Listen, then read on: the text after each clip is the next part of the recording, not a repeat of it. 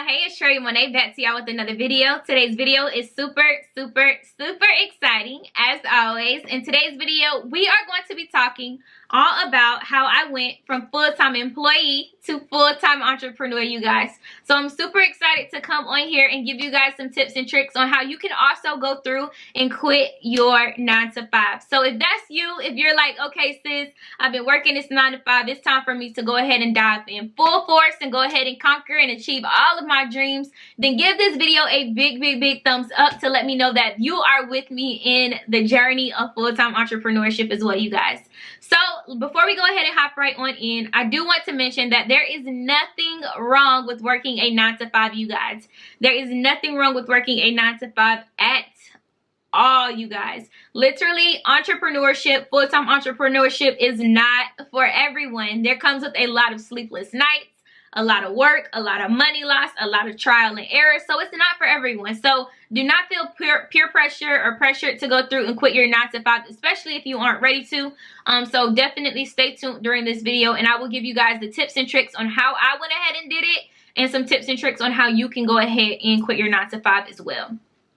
So just a little bit of background information on how I went ahead and pretty much my journey to full-time employee to full-time entrepreneur. So a lot of you guys know that I am a graduate of the Florida A&M University. So I went to Florida A&M University, also known as FAMU, and I received my Bachelor's of Science degree in public relations, you guys.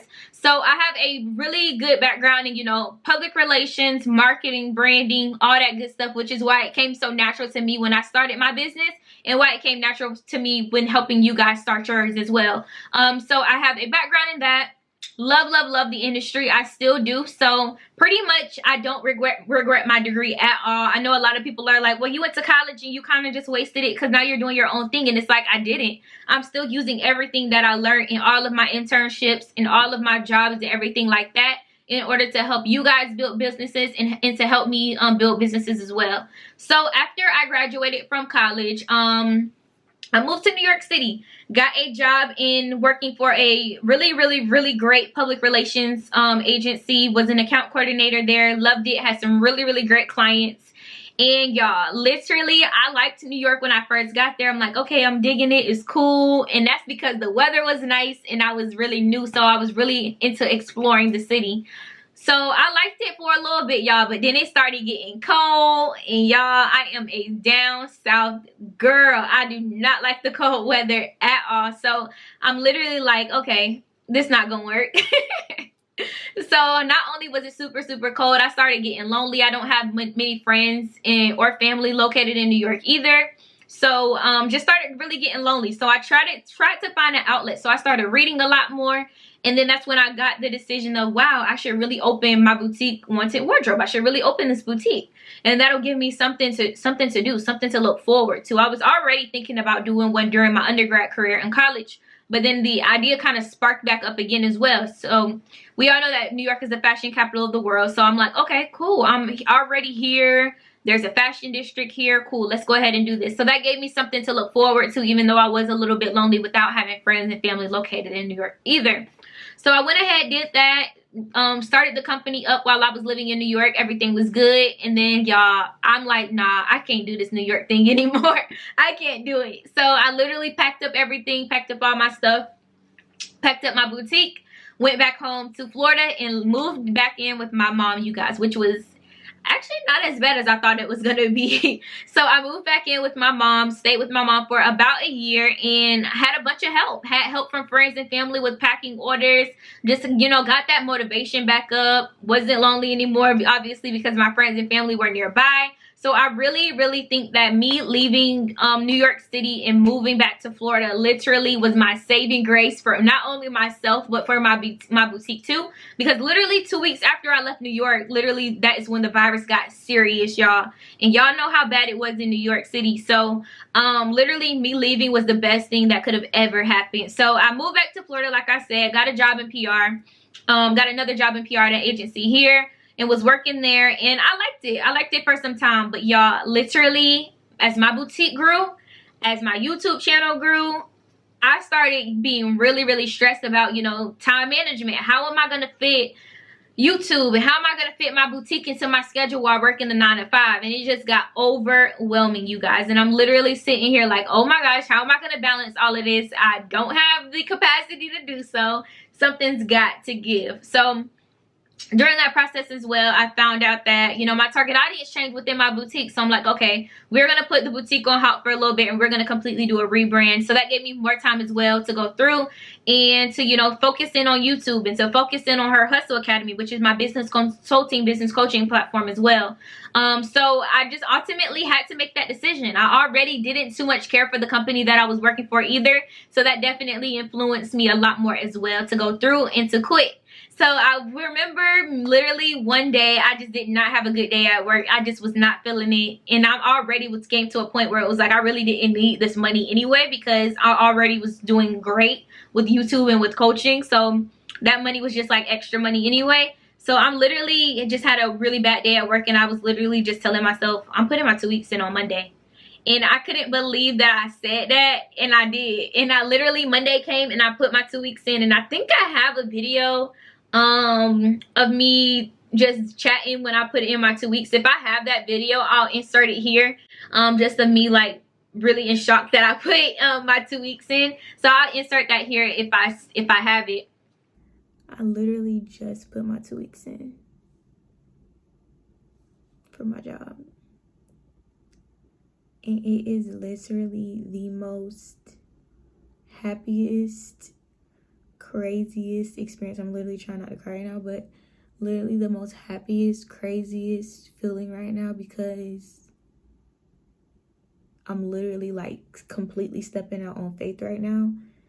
But yeah, you guys, I went through, put my 2 weeks in, gave my notice, wrote that letter, sent it to my team, sent it to HR, and that was it. And at that moment, I'm like, wow, I really, you know, I'm really out here on my own now. Literally, any type of funds, any salary, any money, it's literally up to me. And it's such a rewarding feeling, but it is scary too at the same time. But I'm super excited that I went through and I did that. Literally, it has been so fulfilling, so rewarding. I have so much more time to dedicate to YouTube. I have so much time to dedicate to you guys, which when it comes to, you know, booking those coaching sessions and my classes. So much more in store is going to be coming as well for you guys as well. So I'm super, super, super excited about that too. So that's pretty much my journey of, you know, graduating from college, getting a job in my field, and then quitting later on down the line. So right now I'm going to give you guys the tips and tricks on how you guys can go from full-time employee to full-time entrepreneur. The first tip is to save, you guys. Of course, that's a no-brainer.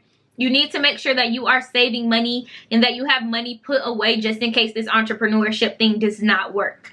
So I always recommend having at least 4 to 6 months worth of your monthly finances saved and put away. So me, for example, my monthly finances result in about almost $3,000, probably a little over $3,000, rent, everything included, about $3,000. So if I times $3,000 times 4, that means I need to have no less than $12,000. And then if I want to do 6 months, I need to have no less than $18,000. So anywhere between there was the amount of money that I went ahead and I saved up just in case, you know, this entrepreneurship thing don't work, which I'm pretty sure it will for me because I'm really optimistic and I am a hard worker, so I know it's gonna work for me. Next thing you want to do is just to make sure that you have a good escape plan, you guys. Figure out how long it's going to take you to save this money.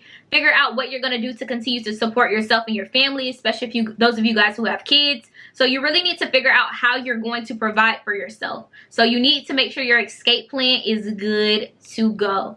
Next thing you want to do as well is to just make sure that you have a steady income coming in. So you want to make sure that you're meeting your sales goals every single month consistently. And that's free data letting you know, okay, the last 3 to 4 months I made all of my sale goals. I exceeded. Okay, now I can look into, I have my money saved. Now I can look into maybe create an escape plan, quitting my 9 to 5 and being a full-time entrepreneur.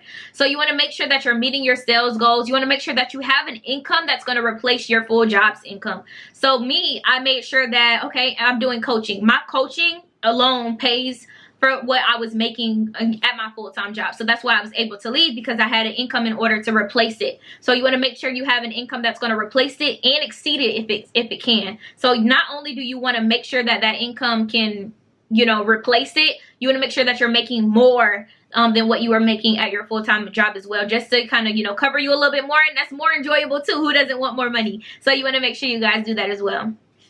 Next thing is you got to work hard, man.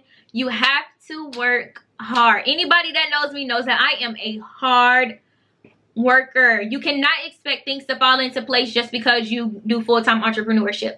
You have to work hard leading up to full-time entrepreneurship, so that way when you do become a full-time entrepreneur, you can work even harder. Literally, full-time entrepreneurship is not easier. It's not easier than working a 9 to 5. I was already working hard in my 9 to 5, but now I'm like, okay, my next dollar is dependent solely on me. So that means I need to make sure I am grinding, I am hustling, and I am doing everything that I can to put money and food on the table for myself. So literally, your 9 to 5 is easier than working your full-time job. Or working your 9 to 5 is easier than being a full-time entrepreneur, rather. Literally, you're going to have to work harder because you don't know where your next dollar is going to come from. When you're working a 9 to 5, you're like, okay, well, I know I'm going to get paid in 2 weeks. Okay, cool. Nah, it don't work like that, sis, when you're a full-time entrepreneur. So you want to make sure that you are working hard to make sure that you have that steady income coming in as well. Next thing is you have to be disciplined. Do you have tons and tons and tons of freedom, you guys? Like literally, I know when I was last week, I just quit my 9 to 5 and then I've been a full-time entrepreneur for about a week now. So last week, literally, I have to wake up every day at like 6:30, 7 a.m., something like that, in order to make sure I have, you know, a good ease into my day of, you know, full-time employee type of work. So you want to make sure that you keep the running schedule of everything. So now I'm able to wake up a little bit later. I wake up at 8, which is not that much big of a difference, but I wake up at 8, but my days are a lot longer. I don't wrap up with everything that I have to do these last few days until probably like 11, 10 o'clock at night. So I'm literally working from like 8 to about 11, 10 at night, which is a lot longer than a 9 to 5, you guys. So just know that even though you have more freedom, you actually are going to be, you know, working a lot harder as well, especially if those of you guys who don't have a team.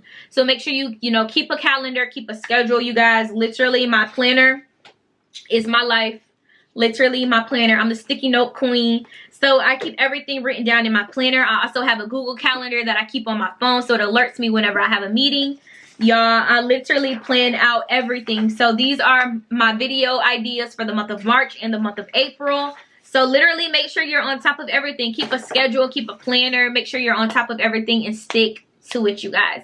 Last but not least is to look into some health insurance. One of the main benefits of working as a full-time employee is, you know, those health benefits, those dental benefits, and just any benefits in general, such as 401k and any of that. So make sure you look into, you know, some self-employment benefits as well to make sure that you're covered there as well, you guys. So that is pretty much all of my tips on how I went from full-time employee to full-time entrepreneur. If you guys have any questions or anything like that, be sure to leave those down below in the comment section, and I'll respond to you guys that way.